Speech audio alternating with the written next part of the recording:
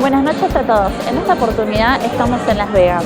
Vinimos desde California. Supuestamente teníamos un vuelo que iba a salir esta noche, en realidad la madrugada de hoy, a la 1 de la mañana. Entonces nos vinimos volando desde California para Las Vegas. A último momento nos suspendieron el vuelo debido a una tormenta de nieve que está afectando gran parte de Estados Unidos.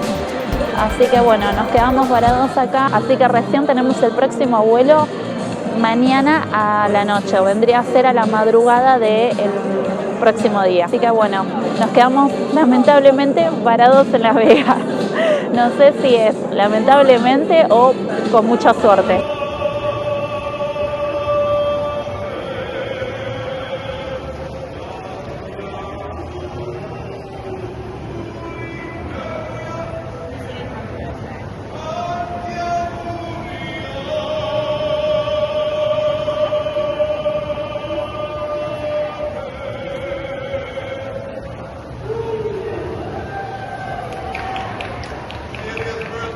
De paso aprovechamos para disfrutar un montón de actividades, un montón de hoteles, un montón de diferentes cosas que hay para hacer acá.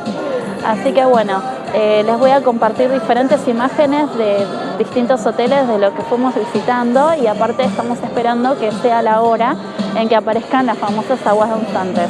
Así que bueno, mientras tanto contemplamos esta hermosa vista, y de paso les comento que no está haciendo nada de frío. Me verán con esta campera, pero la verdad que hace calor. No está para esta campera. A pesar de que la nieve está afectando gran parte de Estados Unidos, acá mismo no se ve afectado y ni siquiera hace frío. Está fresco, pero no lo suficiente como para tener temperaturas bajo cero ni nada por el estilo.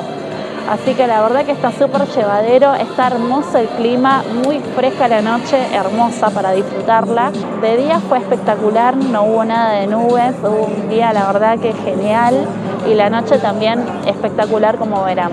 Así que bueno, a continuación les voy a compartir un par de imágenes para que vean, y en otro video les voy a contar toda la odisea que fue desde que arrancó el viaje hasta ahora, teniendo en cuenta lo que recién les acabé de comentar. Así que bueno, espero que los disfruten igual que yo.